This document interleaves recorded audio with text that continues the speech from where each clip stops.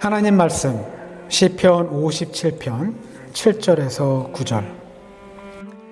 하나님, 나는 내 마음을 정했습니다. 나는 내 마음을 확실히 정했습니다. 내가 가락에 맞추어 노래를 부르겠습니다. 내 영혼아 깨어나라. 검은 고야 수금아 깨어나라. 내가 새벽을 깨우련다. 주님, 내가 만민 가운데서 주님께 감사를 드리며 문 나라 가운데서 노래를 불러 주님을 찬양하렵니다. 아멘. 미국 헐리우드 배우 중에 덴젤 워싱턴이라는 배우가 있습니다. 덴젤 워싱턴. 잘 알죠? 네. 만약 이름은 모르더라도 사람들이 그의 얼굴을 보는 순간 많은 사람들은 그가 누구인지, 그리고 그가 어떤 영화에 출연했는지 기억을 더듬을 수는 있습니다. 그가 어느 대학교 졸업식에서 이제 사회로 나가는 졸업생들에게 다음과 같은 말을 해주었습니다. You buy a house, don't tell anyone. You buy a new car, don't tell anyone. You get promoted, don't tell anyone.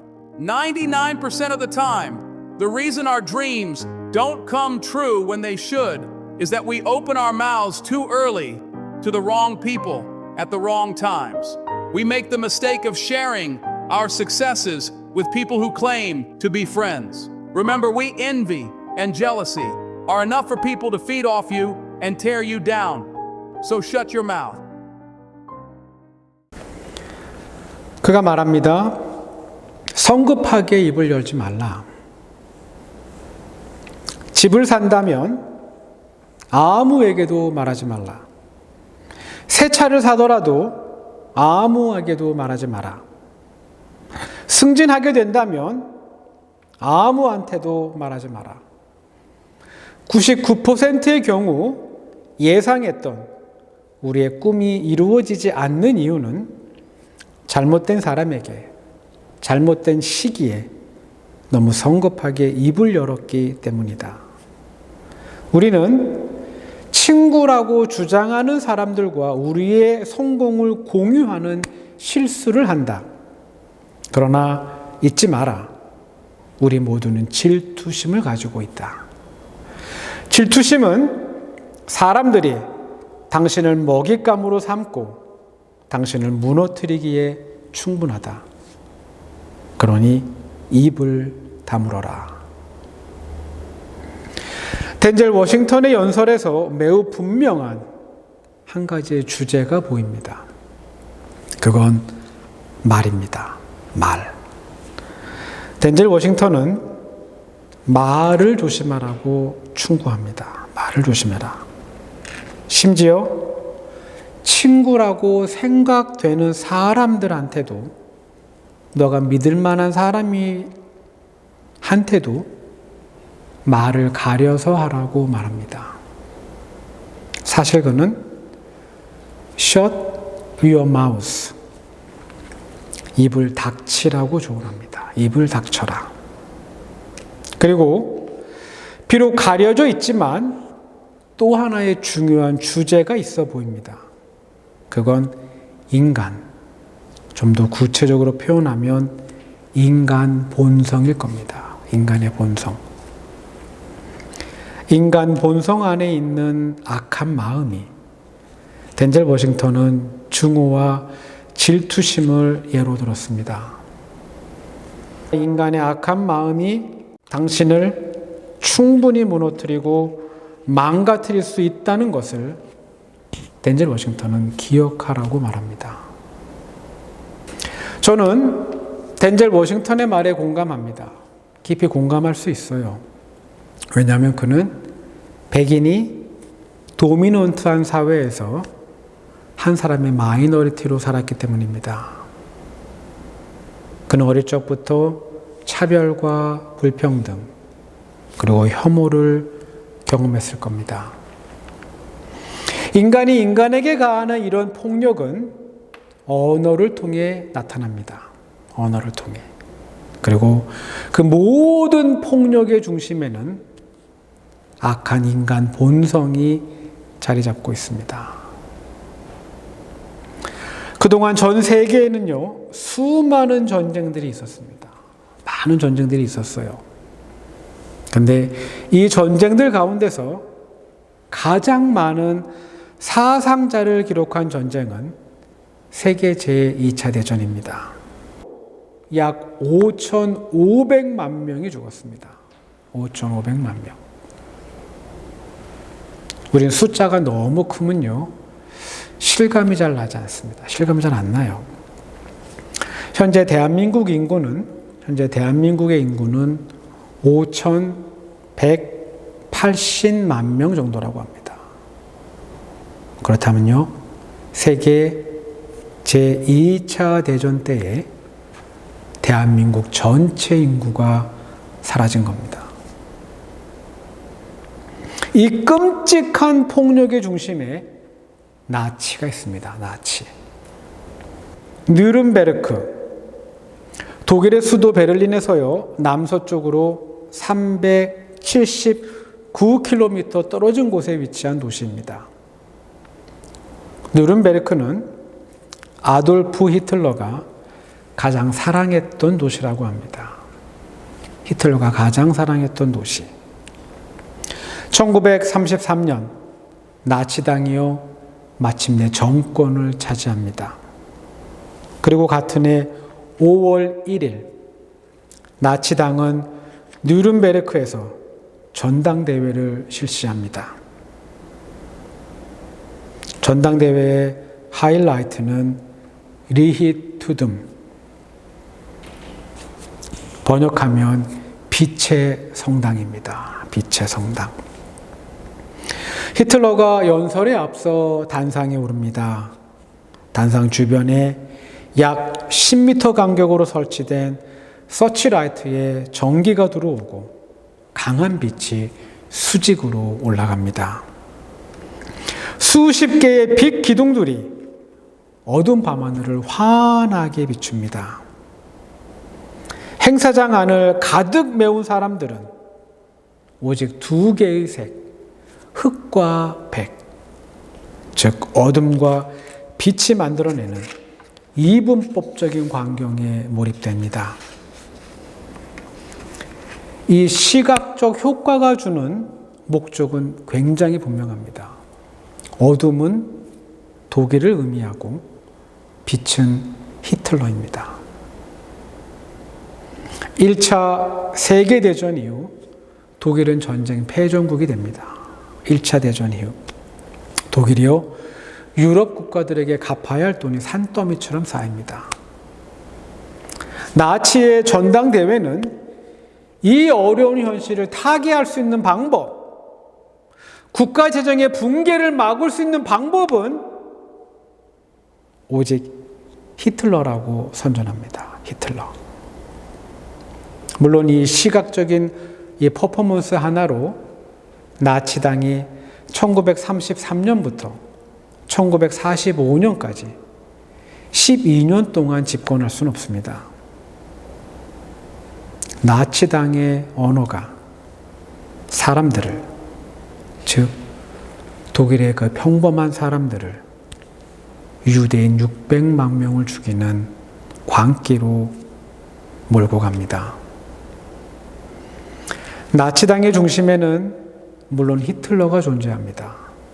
근데요, 나치가 퍼뜨린 그 광기의 언어 중심에는 괴벨스가 있습니다. 괴벨스.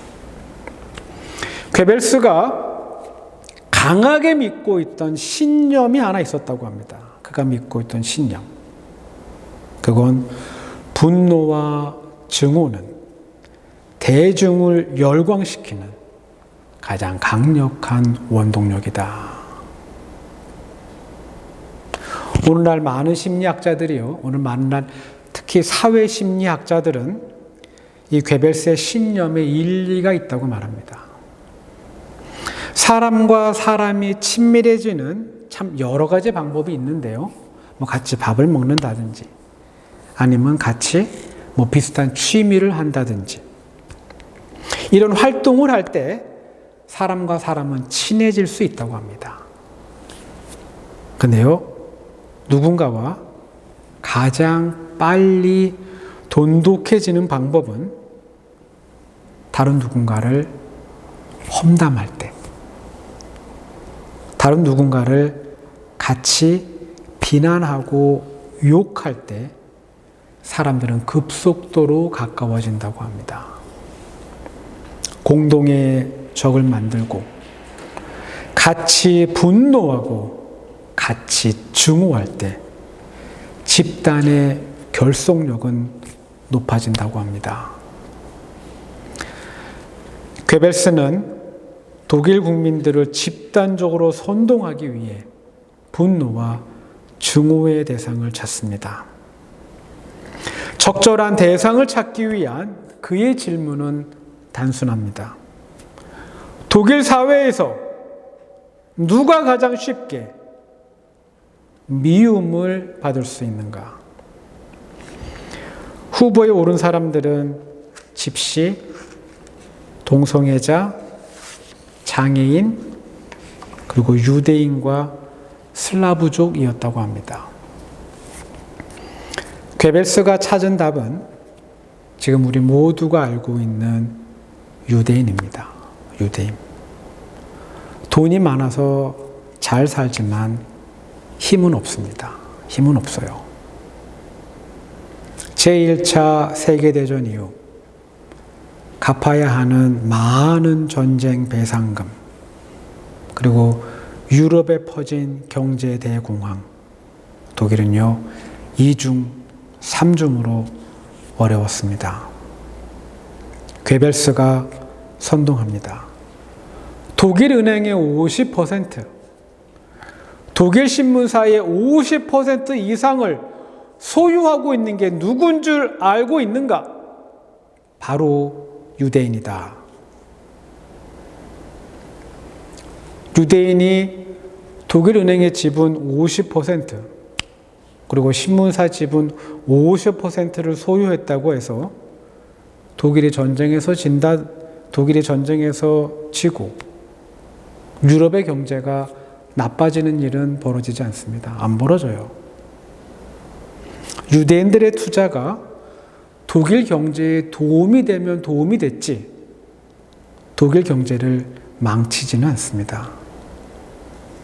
그러나 괴벨스는 모든 문제의 원인을 유대인 탓으로 돌립니다.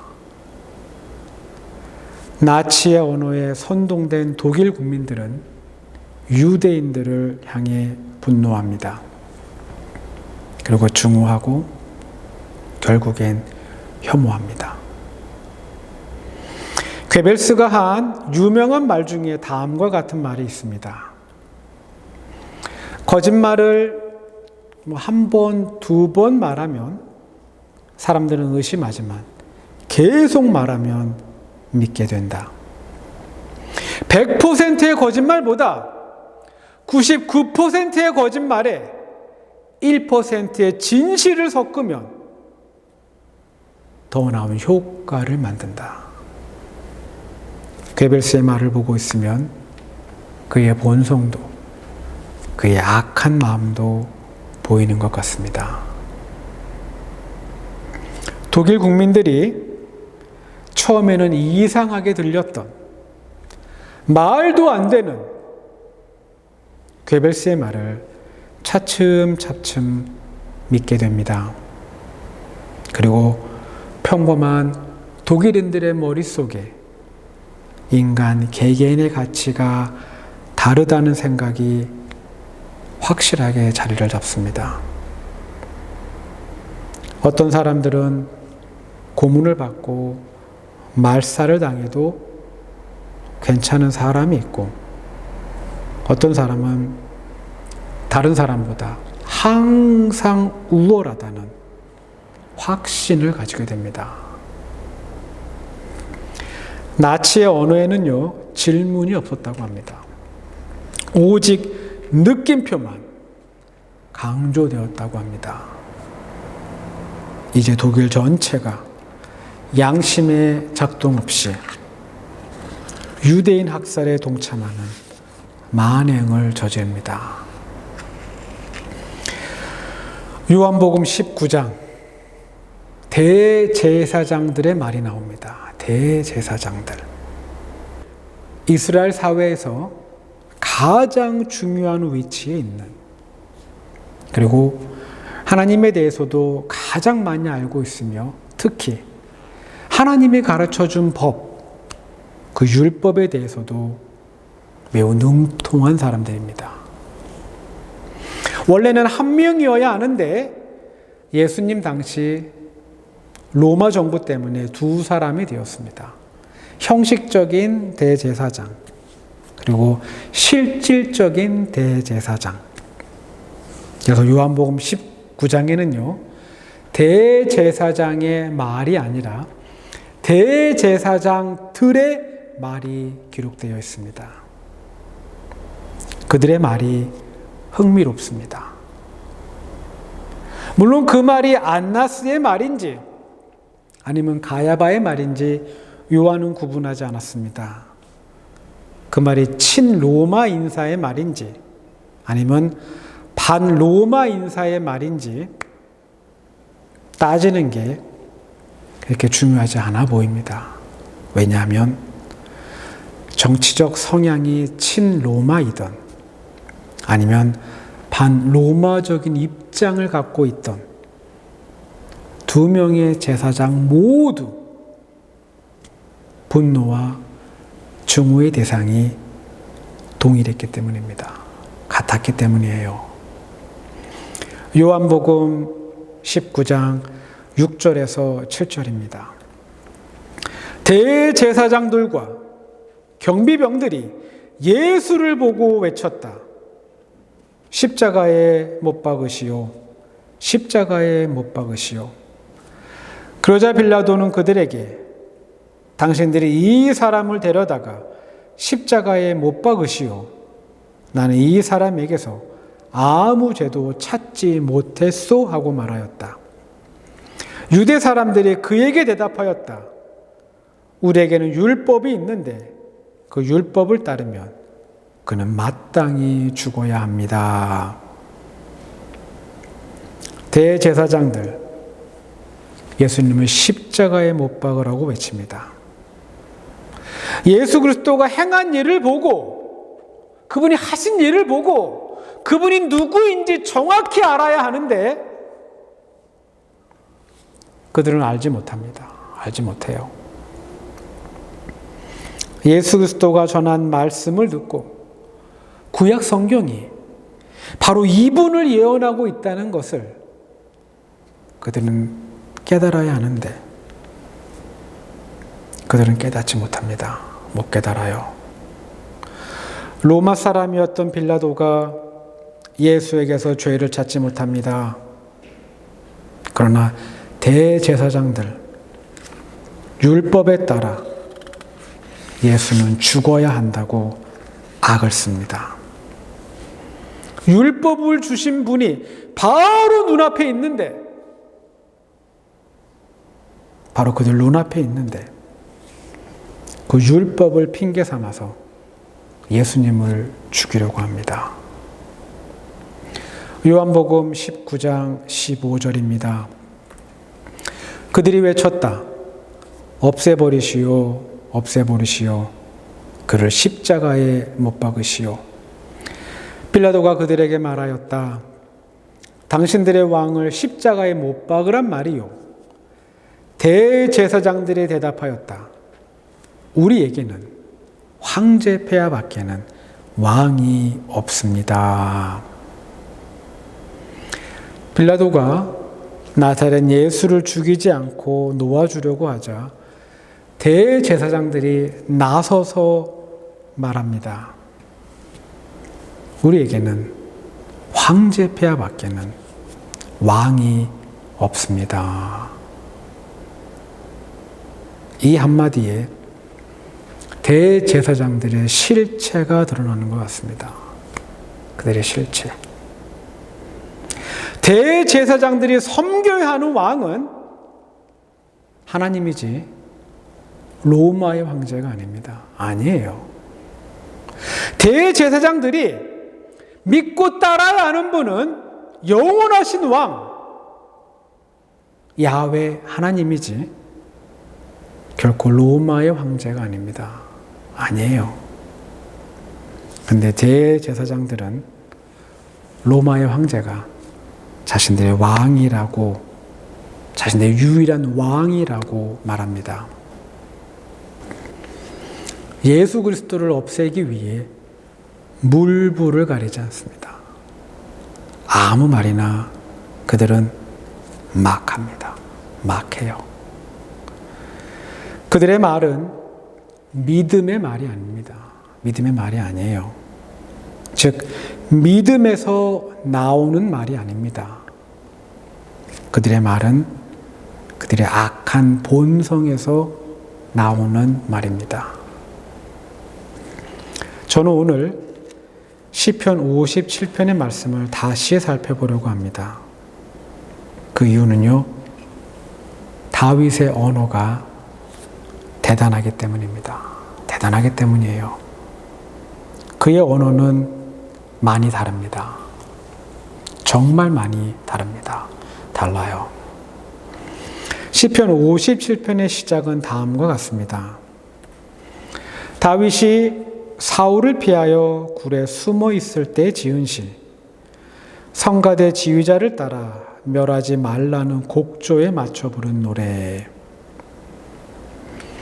다윗이 시편 57편을 지을 때는요, 그가 왕으로 있을 때가 아닙니다. 그가 왕이 아니에요. 사울 왕의 군대를 피해서 다윗은 이스라엘 전국을 돌아다니며 숨고 있을 때입니다. 다윗은 지금 죽을 위기에 놓여 있습니다. 죽을 위기. 절박한 다윗이 말합니다. 하나님, 나를 불쌍히 여겨 주십시오. 불쌍히 여겨 주십시오.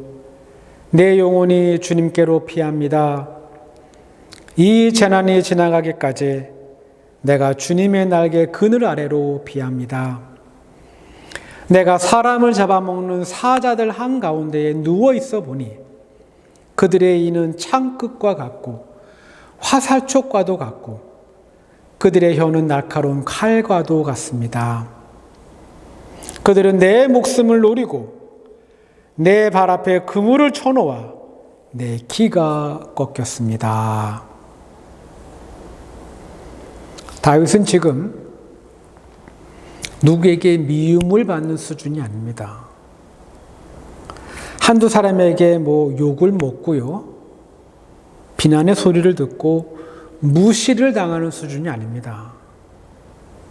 한 집단이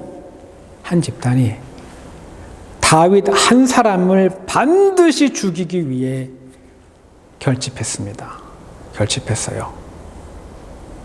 다윗이 죽을 때까지 이 집단의 의지는 꺾이지 않을 겁니다.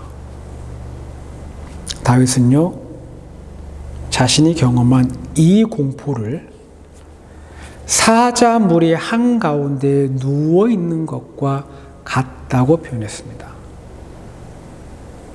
여러분, 만약 우리가 사자들이 모여 있는 곳, 그 가운데 있다면 여러분, 이건 죽는 겁니다. 이건 죽은 목숨이에요. 곧 죽습니다. 살 수 있는 방법은 없습니다. 없어요. 어떻게 살 수 있겠습니까? 어떻게? 이쯤 되면 다윗의 입에서 내뱉어야 하는 말은 분노의 말입니다. 다윗은 억울합니다. 사울한테 충성을 다했는데. 다윗이 내뱉어야 하는 말은 분노의 말이고 원망의 말이며, 그리고 하나님의 존재를 부정하는 무신론자의 말이 되어야 합니다. 여러분, 다윗이 하나님을 느낄 수 있었겠습니까? 근데요, 그렇지 않습니다. 전혀 그렇지 않아요. 다윗은 다른 말을 합니다. 다른 말. 시편 57편 7절에서 9절입니다. 하나님, 나는 내 마음을 정했습니다. 나는 내 마음을 확실히 정했습니다. 내가 가락에 맞추어 노래를 부르겠습니다. 내 영혼아 깨어나라. 검은고야 수금아 깨어나라. 내가 새벽을 깨우련다. 주님, 내가 만민 가운데서 주님께 감사를 드리며 문 나라 가운데서 노래를 불러 주님을 찬양하렵니다. 다윗의 언어는 믿음의 언어입니다. 믿음의 언어. 믿음의 언어는요, 지금, 내가 직면하고 있는 지금을 말하는 언어가 아닙니다. 믿음의 언어는 지금 다음에 있는, 즉 하나님께서 나를 위해 해주실 그 앞을 보면서 하는 말입니다. 믿음의 언어는 하나님께서 나를 위해 해주실 그 일들을 기대하고 소망하면서 쏟아내는 말입니다.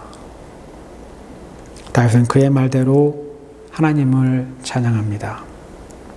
그의 마음이 더 이상 흔들리지 않겠다고 확정하고 확정했기 때문에 사자물이 한가운데에 있는 것 같은 상황에서도 다윗은 하나님을 찬양합니다. 다윗은 하나님을 찬양했고요. 그리고 하나님께 감사하다는 고백을 합니다. 다윗처럼 믿음의 말이 우리의 언어가 되기를 소망합니다. 욕심에서 나오는, 증오와 미움에서 나오는 언어가 우리의 말이 아니라 하나님을 의지하는 믿음, 하나님 한 분만을 간절히 기대하고 의지하는 믿음, 그 믿음에서 나오는 말이 우리의 언어가 되기를 소망합니다. 기도합니다.